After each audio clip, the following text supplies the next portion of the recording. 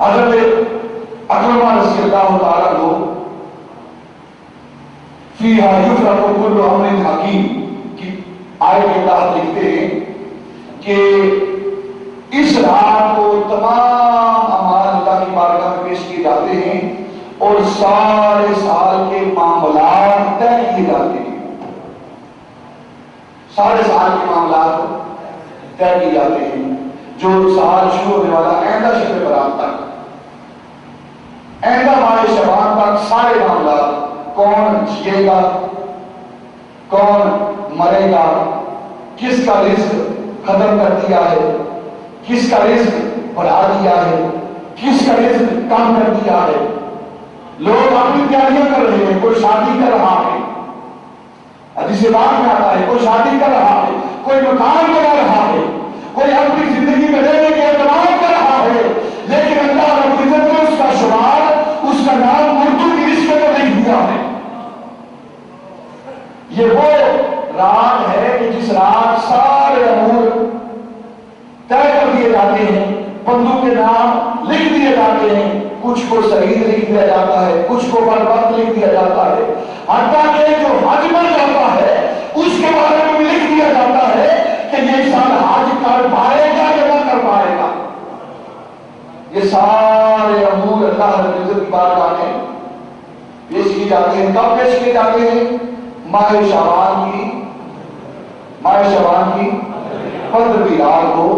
اور جب 15ویں رات کو یہ پیش کیے جاتے ہیں تو انسان کو چاہیے کہ جب اس کے اعمال پیش کیے جائیں، جو سمجھدار ہوتے ہیں کہ آج ہمارا پیپر، ہمارا رزلٹ، ہمارا معاملہ کسی بارگاہ میں پیش ہو رہا ہے، تو اس وقت وہ پریشان ہوتا ہے کہ کہیں میں فیل نہ ہو جاؤں، کہیں پر پست نہ ہو جاؤں، کہیں میرا نام مٹا نہ دیا جائے، کہیں میرا نام خارج نہ کر دیا جائے.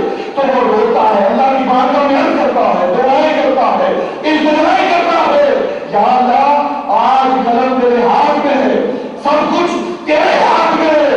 اگر تو نے آج کی رات مجھے بدبخت لکھ دیا ہے تو تو قادر ہے میری طرف دیکھ، میں تیری بارگاہ میں مرتجی ہوں، مجھے بدبخت نہ لکھ، مجھے صحیح وقت کر دے. آج اگر تو نے میرے لیے موت کا پروانہ جاری کر دیا ہے تو یا اللہ اگر تو نے میرے نصیبے میں، میرے مقدر میں موت لکھ دی ہے تو تیری بارگاہ میں دست بردوا ہوں، رو کر تیری بارگاہ میں کرتا ہوں. اگر تو نے مجھے موت عطا کر دی ہے، میرا نام اردو میں لکھ دیا ہے، تو کم از کم میری عزت والی موت لکھ دے، کم از کم خاتمہ بالایمان والی موت لکھ دے. اگر تو نے زندگی لکھی ہے آئندہ سال میں جیتا رہوں گا تو یا اللہ پھر تیری بارگاہ میں دست پر دعا ہوں، مجھے جو زندگی دے رہا ہے یہ زندگی اپنے محبوب کی غلامی والی زندگی لکھ دے.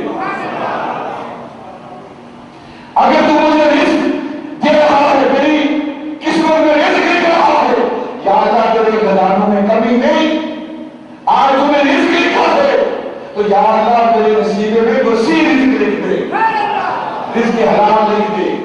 یہ وہ رات ہے جس رات کو انسان سوئے نہ، بلکہ اس میں سارے سال کے معاملات وہ اللہ رب العزت کی بارگاہ میں پیش کیے جا رہے ہیں. کوئی بھی عقلمند اس وقت سوتا نہیں ہے، وہ اللہ کی بارگاہ میں حاضر رہتا ہے.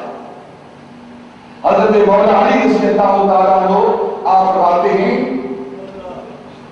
کہ نبی پاک صلی اللہ علیہ وسلم فرمایا کہ جب ماہ شعبان کی 15ویں رات آئے تو اس رات کو قیام کیا کرو، قیام کیا کرو، اور جو اس کا دن آتا ہے اس دن کو روزہ رکھا.